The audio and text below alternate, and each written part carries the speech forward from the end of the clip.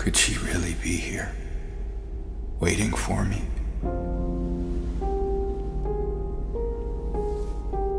Mary died of that damn disease 3 years ago.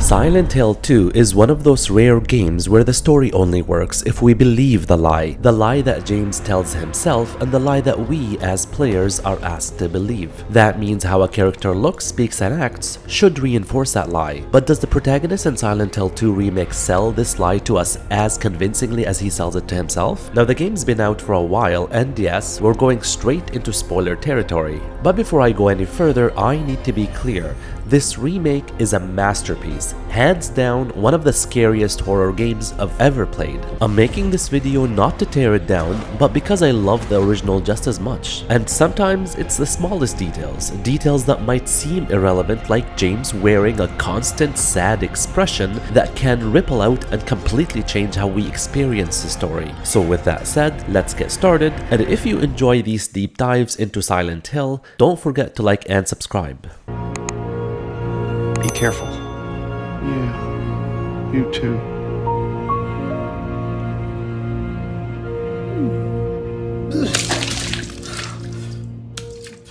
Imagine you are picking up the controller and playing Silent Hill 2 for the first time. You know nothing about James, Silent Hill, or the monsters that reside within. All you know is that James is an everyday man who got a letter from his wife asking him to meet up at their special place in Silent Hill. Except his wife died 3 years ago from an illness. It's an intriguing premise, but it only works if we truly believe James. If we don't believe what James says, then the whole setup will start to collapse even before the story unfolds. And this is where James's character design comes in play. If you design your protagonist to look guilty, depressed and traumatized from the beginning, then the player will question James's innocence too early on. Don't get me wrong, I think the design quality is top notch. You can tell they designed his character with great care. It's apparent that his voice actor was carefully chosen and one of the best in the industry. But having James display his guilt for the world to see from the get-go doesn't serve the story. Although I never read anything online before playing this game, I did check forums after playing it to get a sense of how the first reveal of James in the remake was received. And like me, many loved his redesign. Most people pointed out he looked haunted, guilt-ridden and traumatized. Many expressed that this makes sense considering what he went through. I agree that his face was very well designed for someone overburdened with guilt and trauma, which is perfect for mid to end game. But what his face does not reflect at the beginning of the game is denial. Denial is not just part of his journey, it is the foundation of his character. It's what drives the story forward. As players walking this journey with James, we don't begin by doubting him. That doubt only creeps in later once we realize that Silent Hill manifests what lies in the subconscious. The deeper James goes, endless staircase he descends, every black void he throws himself into, we start looking at James and asking, what are you hiding? What have you buried so far beneath the surface that the town has to drag you down to find it? Silent Hill forces James to confront what he's buried because his guilt isn't something you can see at first glance. At the surface, he's just an ordinary man, someone we believe could be innocent. That's why his face, his voice, and his actions in the beginning should reflect that. If we start the game and he already looks broken, guilt-ridden, and exhausted, then what's the point of the descent? The whole purpose of digging deep is lost, and the final reveal no longer hits with that same devastating weight. Remember that we don't know that James is guilty, and more importantly, neither does he. When he goes around telling people that his wife died from an illness, that's not a lie he tells others to make himself look better. He truly believes that he did nothing wrong. And although the original voice actor was a clear amateur, the tone of James was still that of a person who seems innocent, even clueless at times.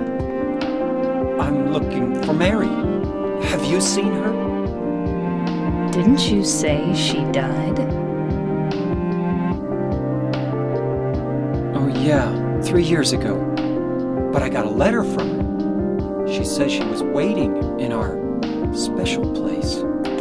Compare this to James in the remake and you can clearly see the exhaustion and guilt that he's carrying showing on his face and in the way he speaks. I need to find Mary. Didn't you say she died? Oh. Yeah. 3 years ago. It's just... I got a letter from her. Again, from a quality perspective, his voice acting and design is top-notch. But is it a good idea for him to show his sad expression in the beginning of the story? Keeping the illusion that James is guilt-free is important to James because he built a fantasy where he is a loving husband who did everything he could for Mary. That was his way of coping, his defense mechanism to shield him from the ugly truth. The truth that he buried deep within. If James were fully aware of his guilt from the start, there would be no descent into his subconscious, no need for monsters, and no reason for Pyramid Head to even exist. Remember, Pyramid Head embodies James's role as Mary's executioner, a truth he buried deep within himself. James keeps running from that truth just as he runs away from Pyramid Head every time they meet. He tries to hide from him just as he tried to hide from his own past. Pyramid Head is relentless. He shows James that he cannot escape who he is or what he's done. He shows him that he cannot shoot his past or his guilt away. The pursuit only ends when James finally wakes from his illusion that he created and takes full responsibility for his actions. I know what you are. I know why I needed you. But it's all over now. I don't need you anymore. Only then do his enemies lose their purpose, and the nightmare finally begins to dissolve. His interactions with other characters reinforce this theme of denial. Angela recognizes the town's pull on people with darkness in their hearts and tells James they are the same. Both deserve to suffer. He immediately rejects this idea, clinging to his denial, the belief that he did nothing wrong, so to him, they are nothing alike. It's easier just to run. Maybe it's all we deserve. We? Me. You. We're all the same. I'm not like you.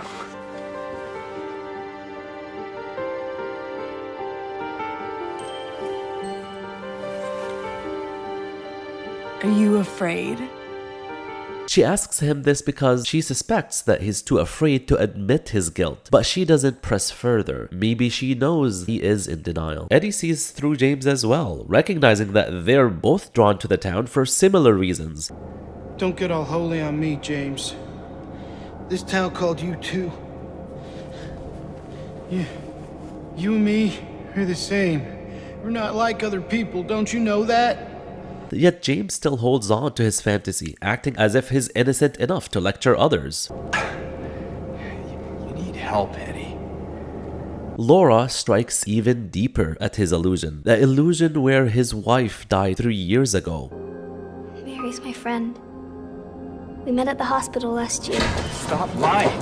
He snaps at her because what she says threatens to expose the truth. The truth is that Mary did not die 3 years ago, but she was diagnosed with the illness 3 years ago. To James, he lost the wife he knew the day she became ill. She was hospitalized a year ago, and that is when she met Laura. As a matter of fact, she died shortly before the game begins. Now, I cannot stress this enough. James is in denial. A person who is grieving and fully aware of what he did would not go to Silent Hill to look for his wife, because we know from one of the endings that his wife just recently died. He even knows where her body is. It's with him in the car. It would make no sense for him to leave her corpse in the car and start looking for her in Silent Hill, unless he is completely in denial. This is why, to me, this sad, depressed, guilt-ridden face makes no sense at the beginning. A person who goes around town asking for Mary while her corpse is with him is someone who completely lost lost it. And although I love the quality of James's design and his voice actor, I wish they made James act differently in the beginning. The reveal of James's guilt was groundbreaking in 2001. At that time, players were used to survival horror protagonists who were innocent bystanders, caught in extraordinary circumstances. In Resident Evil, Chris and James stumble into a mansion only to discover zombies. In Resident Evil 2, Dino Crisis and Fatal Frame, protagonists enter dangerous environments and face horrors they did nothing to cause. Their struggles come from the outside, not from within, which makes it easy for us to sympathize with them. We trust them because they're blameless. But at the same time, their struggles are not as deep. And so as soon as the outside threat ends, our journey also ends. James, however, was something else entirely. Silent Hill 2 begins like those familiar games. A protagonist enters a strange town that seems haunted. At first, it looks like James is just another ordinary man in the wrong place at the wrong time. But as the story unfolds, we realize the truth. James isn't innocent at all. He's the reason the nightmare even exists. What made this twist so effective was how James was portrayed. He never acted overtly guilty or weighed down by trauma, and that absence of guilt felt natural for a survival horror hero. But once the truth is revealed, it all clicks into place. James wasn't stoic. He wasn't strong. He was in denial. I've always loved how the developers showed his exhaustion growing over time. Look closely when you save. His face, it all breaks down. A subtle detail, like the illusion is slowly shattering. But imagine if they had pushed that even further. James starting the game with a calm, almost normal face, and then step by step, as the story unravels, that face changes. Sadness creeps in. Guilt carves itself into his expression. By the end, you're not just told the story, you see it, etched into every weary glance. The sad expression they gave him feels perfect for the ending, but from beginning to end, it's too static and unnecessary. What's missing is the transformation, the slow, visible collapse of denial into guilt, and that would have made the final revelation cut even deeper. I enjoyed my time with Silent Hill 2 Remake. It's not perfect, but easily one of my favorite horror games. It gave me plenty to think about, and that's why I wanted to make this video in the first place. And honestly, this is just the beginning. I'll be diving deeper into Silent Hill 2 in future videos, but right now, I'm busy with Silent Hill F. I'm playing through it as we speak, and once I'm done, you can bet I'll have a lot to say about it. So if you want to see more Silent Hill analysis and more survival horror content, make sure to like this video, subscribe, and let me know your thoughts in the comments. Bye for now.